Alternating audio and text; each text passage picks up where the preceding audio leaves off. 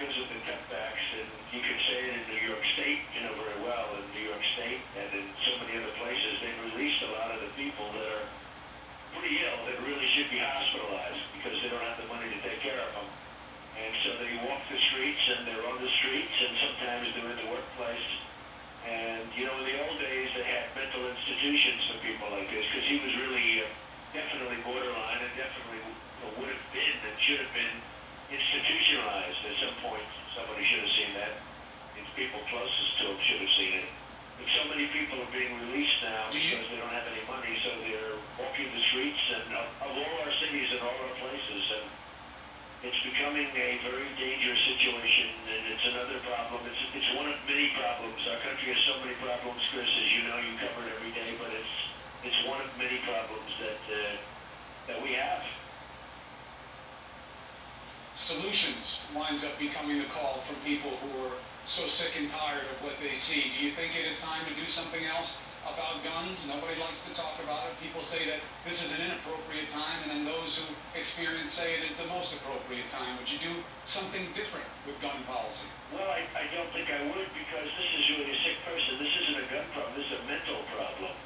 And, you have cases where, like, had the veterans, had the guys that were shot recently, if they had weapons, they might have been able to save themselves. They would have been able. They were all heroes. They were all tremendous military men, and they had absolutely no defense. And frankly, a case like this, he snuck up on it, whether it was a gun or a knife or whatever it would have been something. But, you're not going to get rid of all guns. So I know one thing, if you tried to do it, the bad guys would have them, to use an expression, and the good folks would abide by the law. They'd be hopeless, and it would be a hopeless situation for them. And I think it's a big mistake. And I'm a very much Second Amendment person, Chris, and I know the arguments both ways very well, but I'm very much into the Second Amendment. You need protection.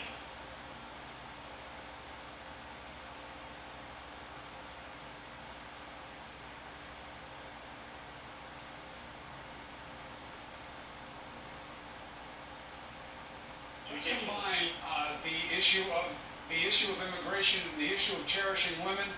They seem to take the embodiment of two journalists right now. One woman you don't seem to cherish is Megyn Kelly, and you had the situation with Jorge Ramos. When you saw them on the show together the other night, did you think to yourself, why did I create these situations again? Why did I bring up the Megyn Kelly thing and go after her again? Why did I go after Jorge Ramos? Why'd you do those things? Well, I didn't go after Jorge Ramos, first of all. I was at a news conference, and he stands up and starts screaming like a madman. And, when they show the whole clip, everybody understands. In fact, I've gotten a lot of credit from a lot of the people in your industry. He was very rude, he was very loud and obnoxious, and he was standing up. And I had picked a man from CBS, a top anchor at CBS, to give a question. And this guy stands up and starts screaming. He wasn't asking a question, he's giving a speech. That was not a question he was asking. And I did not want to recognize him because it would have been disrespectful. The news conference was packed, as was the speech packed. And it was like packed. The crowd was amazing the other night. And, frankly, it was a big crowd. I know I did the right thing. He was rude and obnoxious, and if I didn't take control of it, he would have literally been there for you wouldn't have even had a news conference. And I did take control. Unlike Bernie Sanders, who lost his microphone, with two women that got up and just took his microphone away from him like he was a baby. I won't let that happen. That's not what it's about. And as far as Megyn Kelly, I have nothing against Megyn Kelly. She's fine as far as I'm concerned. I don't care. Well, but you obviously do care when Mr. Trump goes out of your way to tweet about it. Chris, I think she asked me an unfair question at the debate. But the bottom line, if you look at Drudge and if you look at Time Magazine and if you look at the different people that polled the debate, everybody said I won the debate. So maybe they weren't as bad as I thought. But the fact is, I had very, very, I think, unfair questions. And other people had very easy questions. But I guess I must have done something right because everybody said I won the debate. And I guess that's maybe judging by your poll numbers, I couldn't have done too badly. So, So I have nothing against the question of why make it an issue. By the way, I think he'd be a nice guy. By the time our dialogue ended with Jorge Ramos, it was actually quite pleasant, if you noticed. It really got quite pleasant, which was amazing because you didn't say I let him back in the room and we actually for 5 minutes we went back and forth. But I thought it was actually quite pleasant. You absolutely did. You did go through it.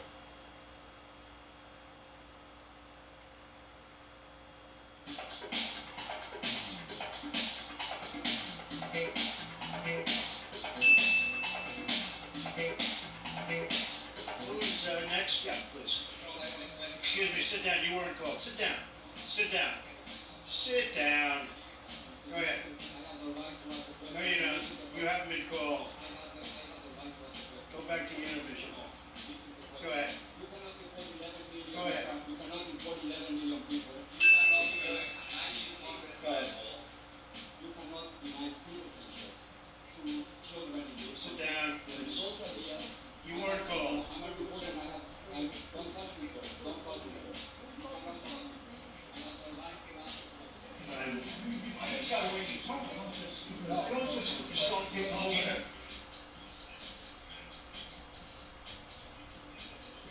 I don't know. I mean, I don't know really much about him. I don't believe I've ever met him, except he started screaming, and I didn't escort him out.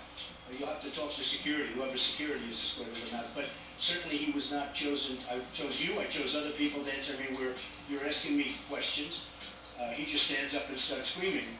So, you know, maybe he's at fault also. But I don't consider that. I mean, somebody walked him out. I don't even know where he is. I don't mind if he comes back, frankly. I was saying yes, and this guy stands up and starts screaming. He's obviously a very emotional person. Yes.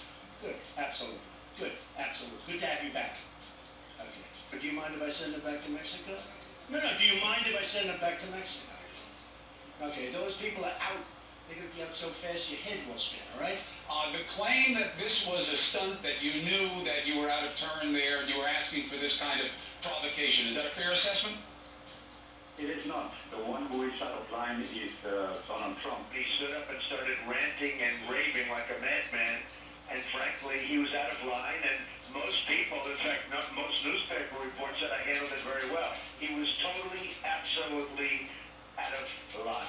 It is very simple to finalize this. I've asked for an interview. He has given interviews to a lot of people, including you. So he can give me an interview, and then we can have a conversation. But for some reason, he has spoken to everyone, but he's afraid to talk to us.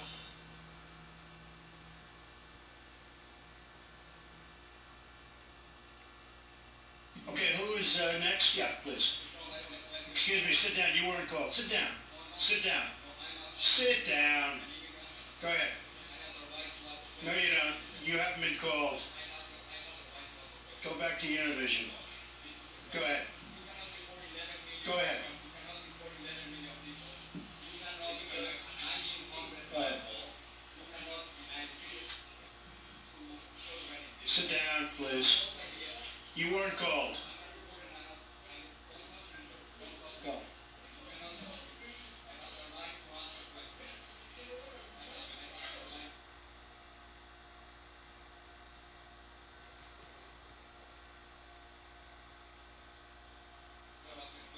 Yes, go ahead.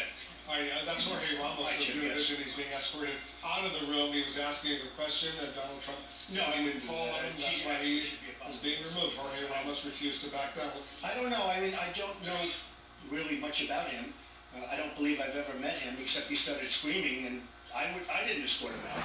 You'll have to talk to security, whoever security has escorted him out. But certainly he was not chosen. I chose you. I chose other people to answer me where you're asking me questions. He just stands up and starts screaming. So, you know, maybe he's at fault also. But I don't consider that. I mean, somebody walked him out. I don't even know where he is. I don't mind if he comes back, frankly. Because he was out of order.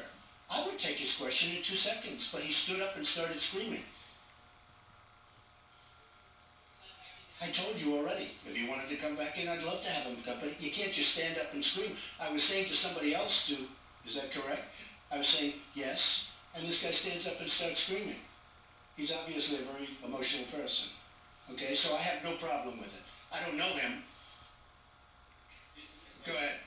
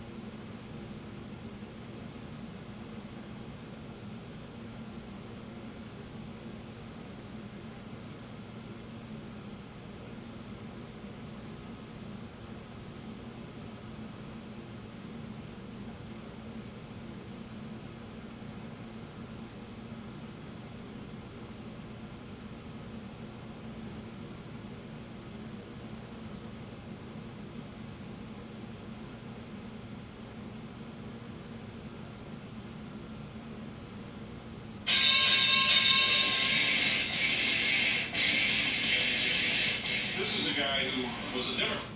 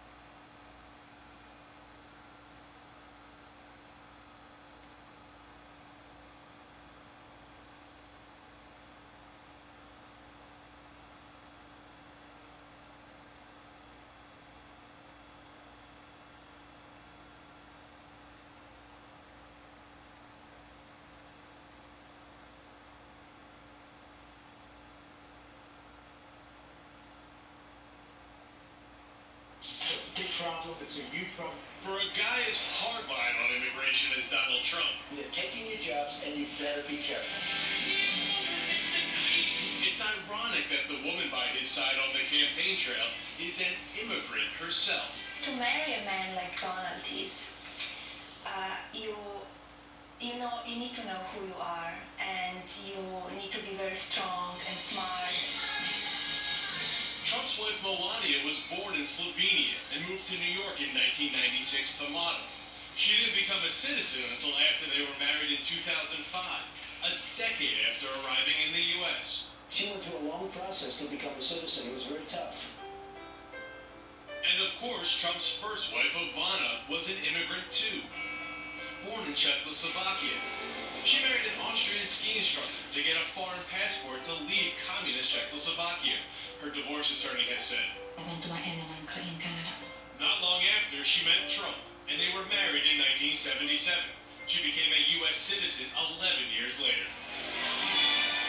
And it's not just his wives. Trump's been surrounded by immigrants his entire life, starting from the day he was born. My mother was born in Scotland, in the Hebrides, and Stornoway, so that's serious Scotland.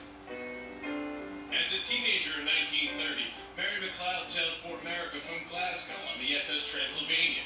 She arrived in New York and married Fred Trump, himself the son of German immigrants. My grandfather, Frederick Trump, came to the United States in 1885. He joined the great gold rush, and instead of gold, he decided to open up some hotels in Alaska.